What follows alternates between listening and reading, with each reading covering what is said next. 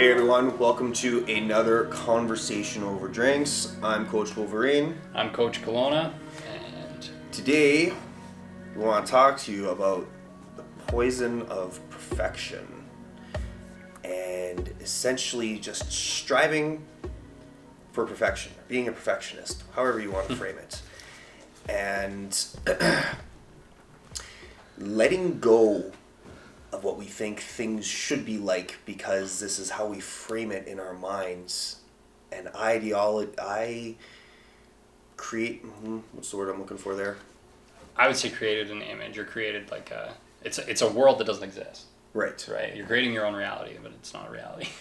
Right. So without coining the term, because I know we're gonna figure it out in like a minute or two, I think the best way to describe this is like when we were all kids.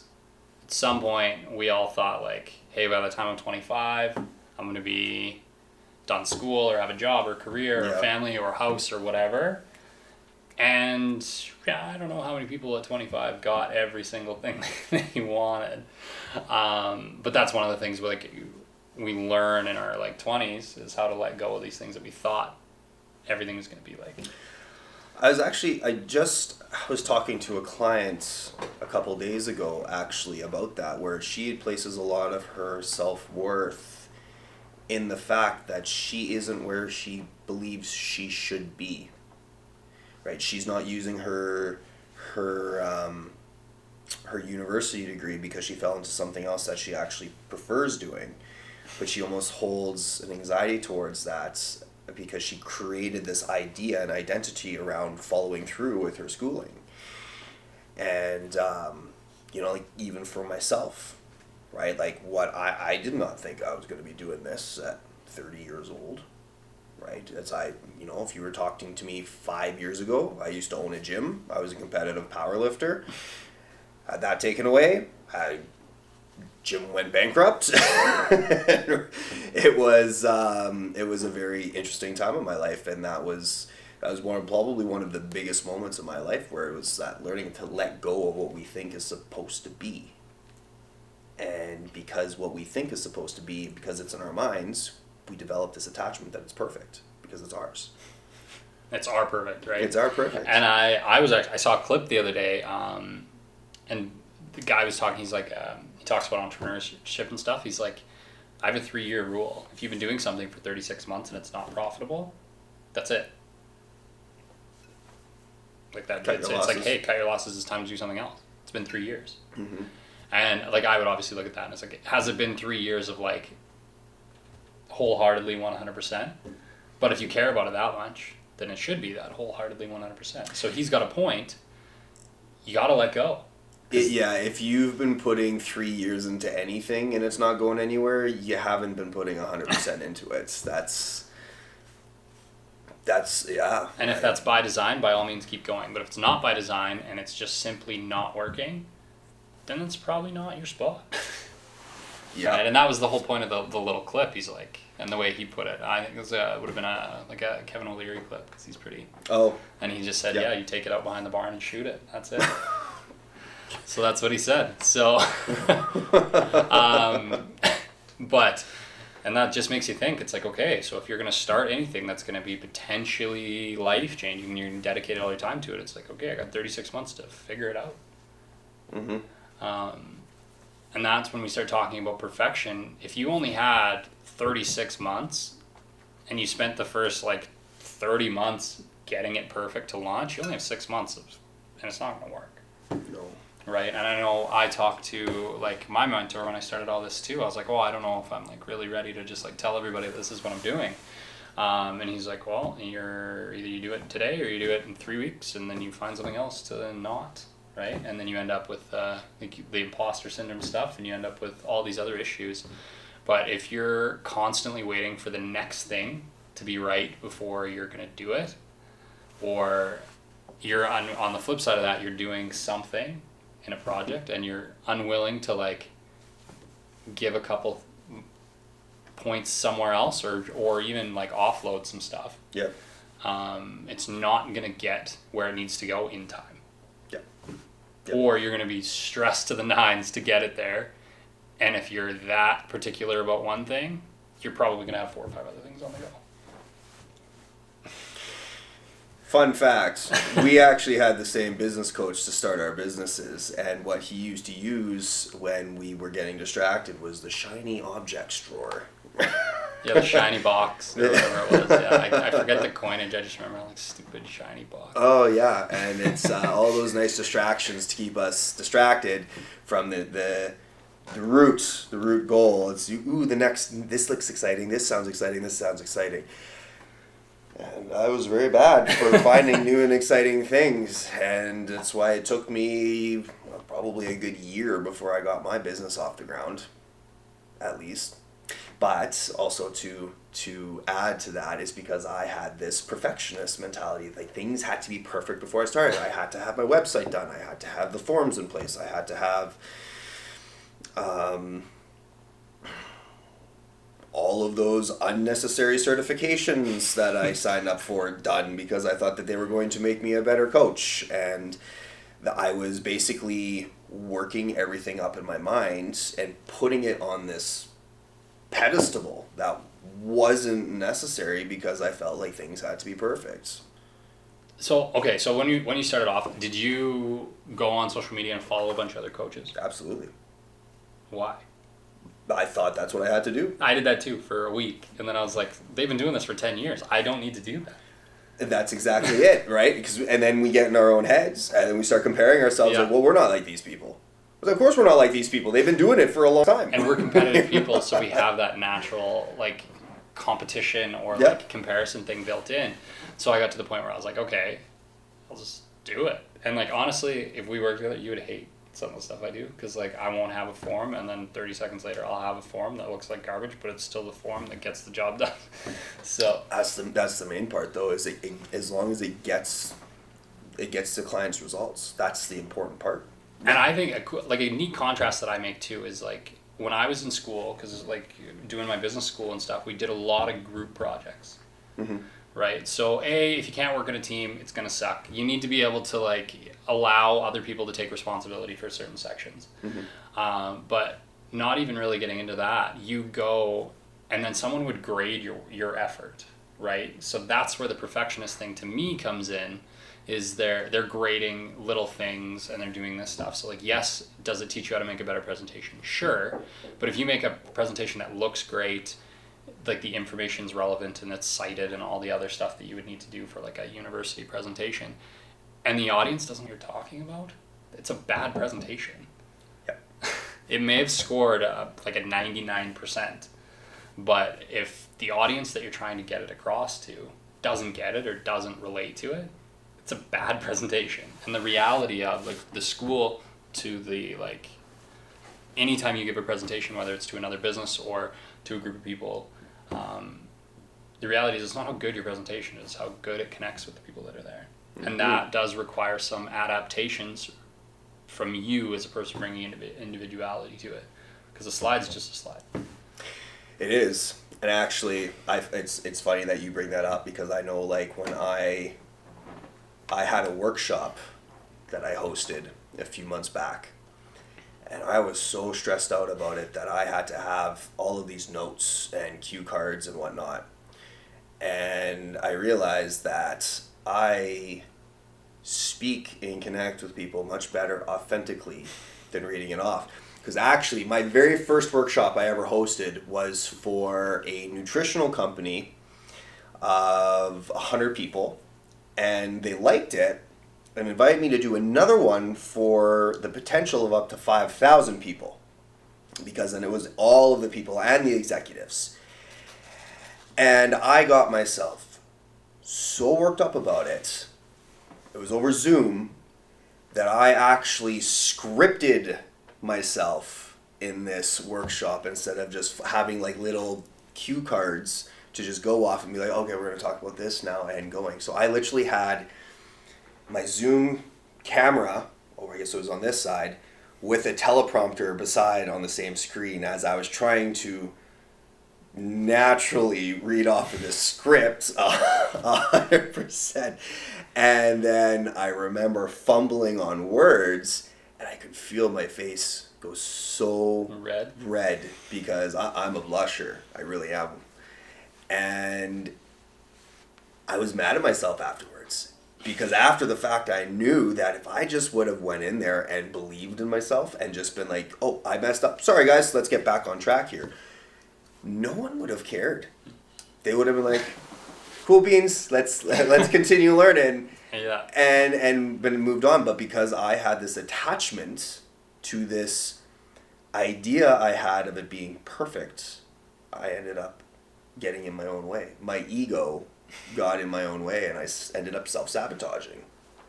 Which, like, that's a lesson, right? It is a lesson. Absolutely. And then that's why when I did the most recent workshop, I literally just made cue cards and it had the points I wanted to talk off, and I carried it up, and I even told everybody, it's like, yeah, I'm a bit of a scatterbrain, so I got some cue cards here, and I just owned that, and everyone enjoyed the presentation. To my knowledge, anyways. I mean, they applauded me. Yeah, so. Which is great. And so we did, I guess, I had the experience of doing a ton of group presentations in school.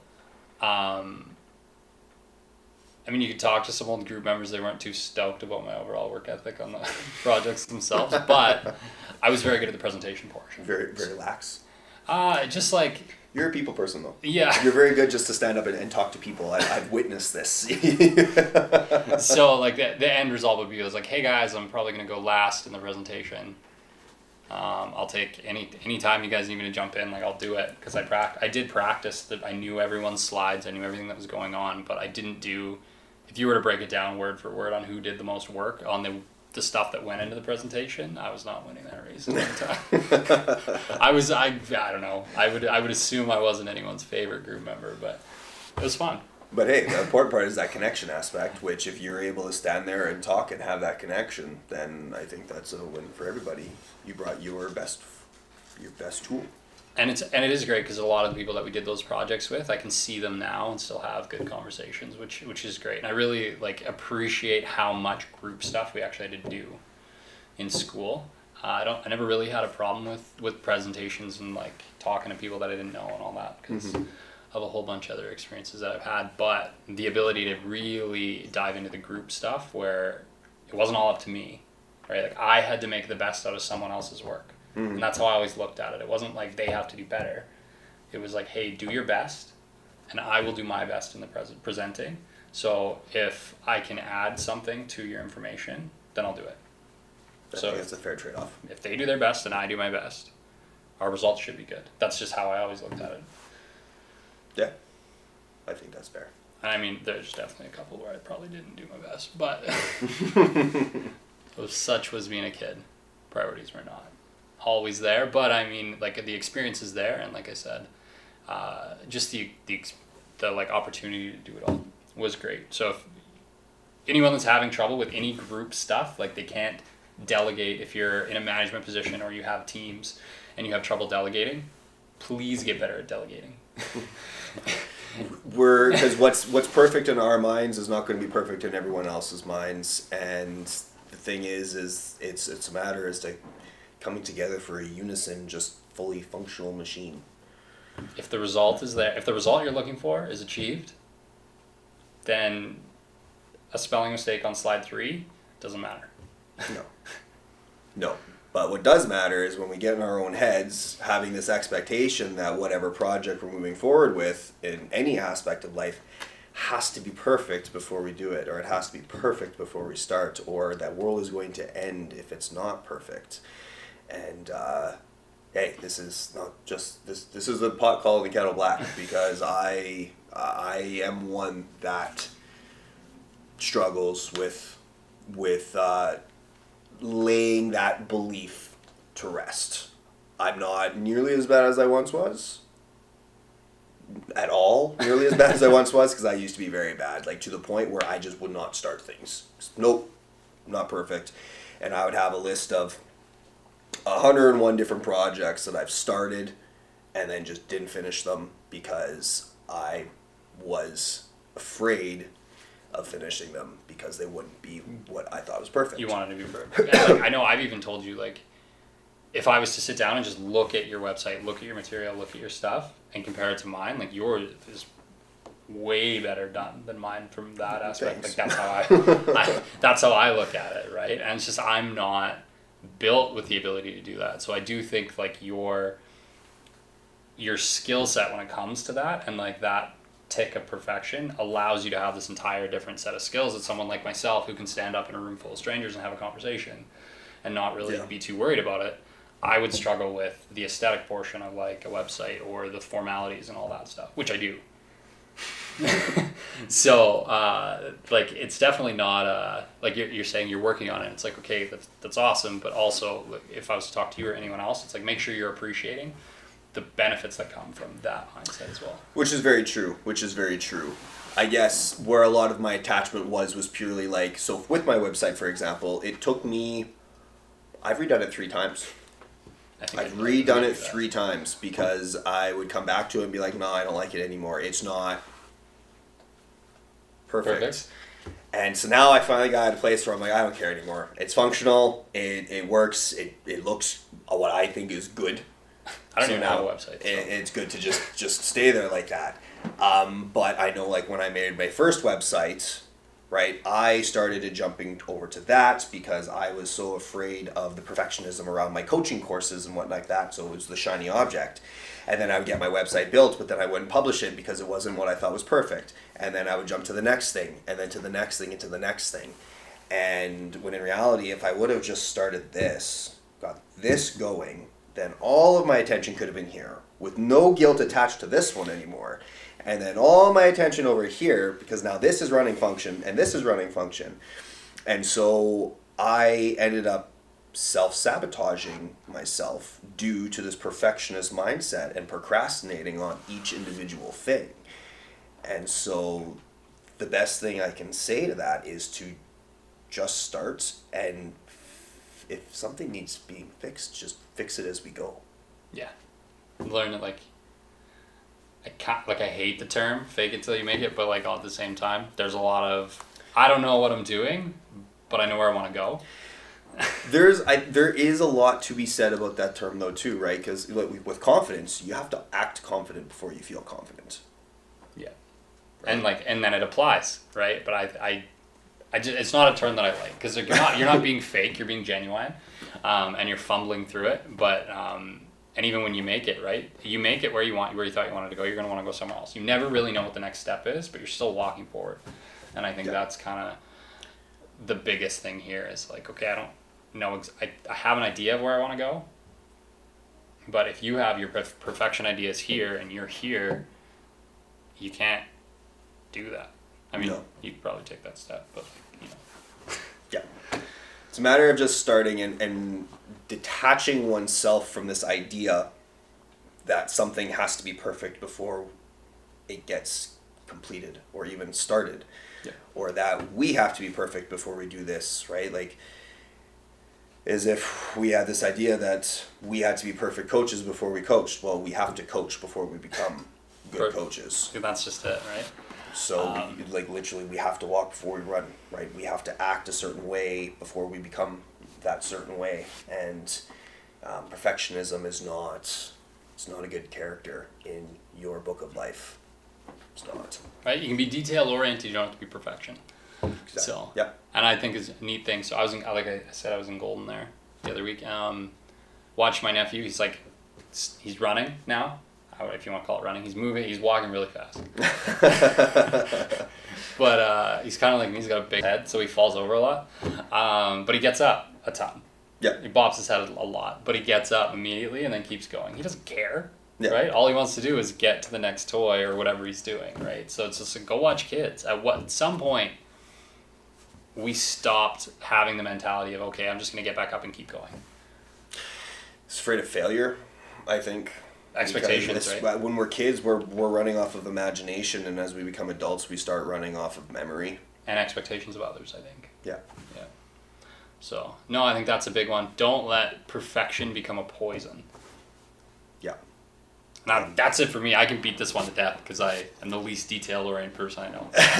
Yeah, that's actually it for me too, guys. So, as always, if you have any topics you want us to discuss, send one of us direct message. If you think email. we're talking crazy, let us know. Like, yeah, if you disagree with us too, give us back that feedback as well. We love to have conversations. We're not sitting here saying that we're right. We're just simply sharing experiences, but all those details will be in the comments below. But until next time. Cheers. Cheers.